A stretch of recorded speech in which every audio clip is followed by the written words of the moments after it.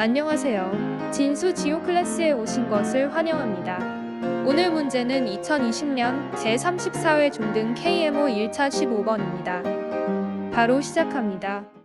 직사각형 ABCD를 그리고 AB, BC, AD의 중점, EFG를 찍습니다. AG와 GD의 중점, JK를 찍습니다. 선분 DE와 JF, KF의 교점, PQ를 찍습니다.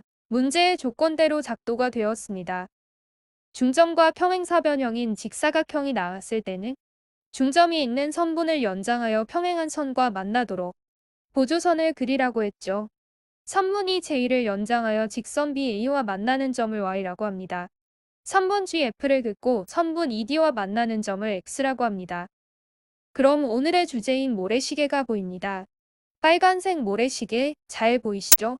선분 Y2의 길이는 12이고 선분 GX의 길이는 중점 연결 정리에 의하여 A의 절반인 2입니다. 따라서 XF의 길이는 6입니다. 그러므로 이 P 대 PX는 Y 대 XF, 즉 2대 1입니다. 같은 방법으로 선분 FK를 연장하여 직선 CD와 만나는 점을 Z라고 합니다. 또 빨간색 모래시계가 보입니다. 선분 ZD의 길이는 8이고 XF의 길이가 6이므로 XQ 대 QD는 XF 대 ZD, 즉 3대 4입니다.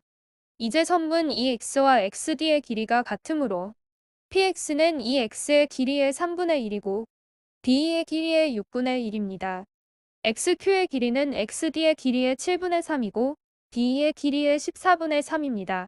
따라서 PQ의 길이는 DE의 길이의 6분의 1 플러스 14분의 3입니다. 그래서 PQ의 길이는 DE의 길이의 21분의 8입니다. 8분의 21, PQ의 제곱은 DE의 제곱이므로 피타고라스의 정리에 의하여 DE의 제곱은 160입니다. 정답 160입니다.